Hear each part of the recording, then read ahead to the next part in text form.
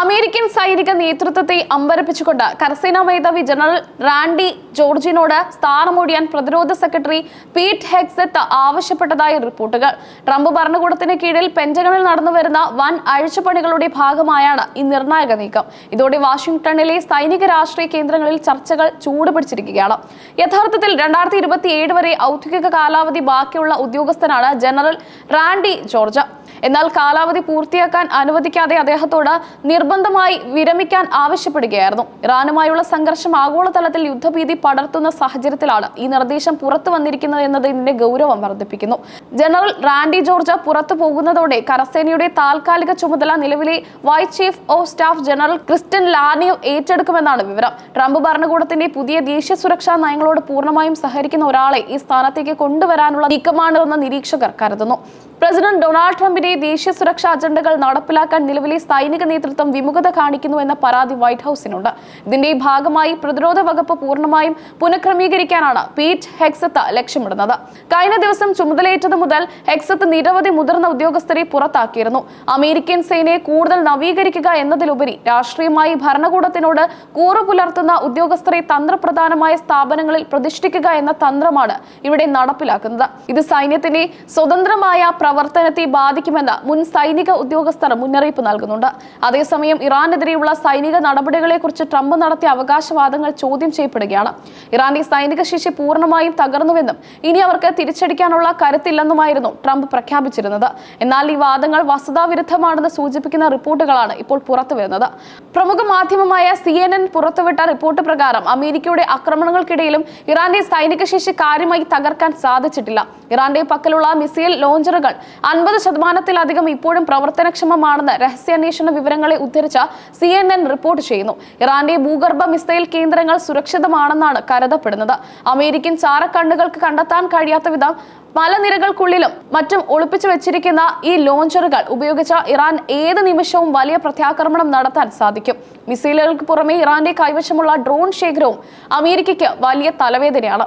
ആയിരക്കണക്കിന് ചാവേർ ഡ്രോണുകൾ ഇറാൻ ഇതിനോടകം തന്നെ വിവിധ രഹസ്യ കേന്ദ്രങ്ങളിൽ വിന്യസിച്ചിട്ടുണ്ട്. യുക്രൈൻ യുദ്ധത്തിൽ റഷ്യ ഉപയോഗിച്ചതിന് സമാനമായ ഡ്രോണുകൾ ഇസ്രായേലിലെയും മിഡിൽ ഈസ്റ്റിലെയും US താവളങ്ങൾക്ക് ഭീഷണിയാണ്. ഈ യാഥാർത്ഥ്യം നിലനിൽക്കവെയാണ് സൈനിക നേതൃത്വത്തിൽ മാറ്റം വരുത്താൻ ഹെഗ്സെത്ത് മുതിരുന്നത്. യുദ്ധകളത്തിലെ തന്ത്രങ്ങളെക്കുറിച്ച് കൃത്യമായ ധാരണയുള്ള ജനറൽമാരെ മാറ്റി നിർത്തുന്നത് അമേരിക്കയുടെ സുരക്ഷയെ അപകടത്തിലാക്കുമെന്ന് പ്രതിരോധ വിദഗ്ധർ ഭയപ്പെടുന്നു. ഇറാൻ വിഷയത്തിൽ ട്രംപ് നൽകുന്ന വിവരങ്ങൾ അതിശയോക്തി കലർന്നതാണെന്ന വിമർശനം അമേരിക്കൻ കോൺഗ്രസിനുള്ളിലും ഉയർന്നിട്ടുണ്ട്. ഇറാന്റെ മിസൈലുകൾക്ക് ഇസ്രായേലിന്റെ പ്രതിരോധ കവചമായ അയൺ ഡോമിനെ മറികടക്കാൻ കഴിയുമെന്ന് കഴിഞ്ഞ ദിവസങ്ങളിലെ ആക്രമണങ്ങൾ തെളിയിച്ചിരുന്നു. പെന്റഗണിലെ ഈ ശുദ്ധീകരണ പ്രക്രിയ സൈനികരുടെ ആത്മവീര്യത്തെ ബാധിക്കുമോ എന്ന ആശങ്കയും ശക്തമാണ്. ട്രംപിന്റെ മുൻ ഭരണകാലത്തും സമാനമായ രീതിയിൽ ഉദ്യോഗസ്ഥരെ മാറ്റിയിരുന്നുവെങ്കിലും ഇത്തവണ അത് കൂടുതൽ വേഗത്തിലും കർക്കശമായ രീതിയിലുമാണ് നടക്കുന്നത്. ഇറാനിലെ ഊർജ്ജ നിലയങ്ങളെ ആക്രമിക്കുമെന്ന് ട്രംപ് ഭീഷണി മുഴക്കുമ്പോൾ അത്തരമൊരു നീക്കം ആഗോളതലത്തിൽ വലിയ പ്രത്യാഘാതങ്ങൾ ഉണ്ടാക്കുമെന്ന് സൈനിക മേധാവികൾ മുന്നറിയിപ്പ് നൽകിയിരുന്നു.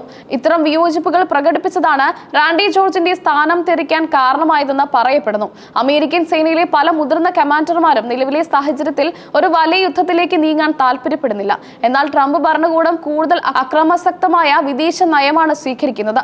ഇത് നടപ്പിലാക്കാൻ വിശ്വസ്തരായ ഉദ്യോഗസ്ഥരെയാണ് അവർക്ക് ആവശ്യം. മിഡിൽ ഈസ്റ്റിലെ സഖ്യകക്ഷികൾ ഈ മാറ്റങ്ങളെ അതീവ ജാഗ്രതയോടെയാണ് വീക്ഷിക്കുന്നത്. അമേരിക്കൻ സൈനിക നേതൃത്വത്തിലെ മാറ്റം ഇറാനുമായുള്ള ചർച്ചകൾക്കുള്ള സാധ്യതകളെ പൂർണ്ണമായും ഇല്ലാതാക്കിയേക്കാം. ഇറാന്റെ തന്ത്രപരമായ നീക്കങ്ങൾ നിരീക്ഷിക്കുന്നതിൽ US രഹസ്യാന്വേഷണ വിഭാഗത്തിന് പിഴവ് പറ്റിയോ എന്ന ചോദ്യവും ഉയരുന്നുണ്ട്. CNN റിപ്പോർട്ട് ശരിയാണെങ്കിൽ ഇറാന്റെ ശേഷി കുറച്ചു കാണിച്ച ട്രംപിന്റെ പ്രസ്താവന വലിയൊരു തന്ത്രപരമായ അബദ്ധമായി മാറിയേക്കാം. അടുത്ത ആഴ്ചകളിൽ കൂടുതൽ ജനറൽമാരോട് വിരമിക്കാൻ ആവശ്യപ്പെട്ടേക്കുമെന്ന സൂചനയുണ്ട്. ഹെഗ്സെത്ത് തയ്യാറാക്കിയ പട്ടികയിൽ ഇനിയും പല പ്രമുഖരുണ്ടെന്നുമാണ് വിവരം. ഇത് അമേരിക്കൻ സൈന്യത്തിന്റെ ചരിത്രത്തിലെ തന്നെ ഏറ്റവും വലിയ പുനഃസംഘടനകളിൽ ഒന്നായിരിക്കും. വിരമിക്കാൻ ആവശ്യപ്പെട്ടതിനെ കുറിച്ച് ജനറൽ റാൻഡി ജോർജ് ഇതുവരെ ഔദ്യോഗികമായി പ്രതികരിച്ചിട്ടില്ല. എന്നാൽ സൈന്യത്തിനുള്ളിൽ ഈ നീക്കത്തിനെതിരെ കടുത്ത അമർഷം പുകയുന്നുണ്ട്. ഭരണഘടനാപരമായ കടമകൾ നിർവഹിക്കുന്ന ഉദ്യോഗസ്ഥരെ രാഷ്ട്രീയ കാരണങ്ങളാൽ മാറ്റുന്നത് ശരിയല്ലെന്ന വാദമാണ് ഇവർ ഉയർത്തുന്നത്. ഇറാൻ വിരുദ്ധ പോരാട്ടത്തിൽ ഇസ്രായേലുമായി ചേർന്ന് പുതിയ പ്ലാനുകൾ തയ്യാറാക്കാൻ ക്രിസ്റ്റഫർ ലാനിവിനോട് ആവശ്യപ്പെട്ടതായാണ് വിവരം. ട്രംപിന്റെ പ്രീതി പിടിച്ചുപറ്റാൻ ലാനിവ് കൂടുതൽ കടുത്ത നടപടികളിലേക്ക് നീങ്ങാൻ സാധ്യതയുണ്ട്. ചുരുക്കത്തിൽ പശ്ചിമേഷ്യയിൽ യുദ്ധം കൊടുമ്പിരി കൊള്ളുമ്പോൾ അമേരിക്കൻ സൈനിക ആസ്ഥാനത്തും വലിയൊരു യുദ്ധം നടക്കുകയാണ്. ട്രംപിന്റെ അപ്രമാദിത്യവും സൈനിക നേതൃത്വത്തിന്റെ സ്വതന്ത്ര ചിന്തയും തമ്മിലുള്ള ഈ പോരാട്ടം അമേരിക്കയുടെ ഭാവി സുരക്ഷയെ എങ്ങനെ ബാധിക്കുമെന്ന് ലോകം ഉറ്റുനോക്കുന്നു.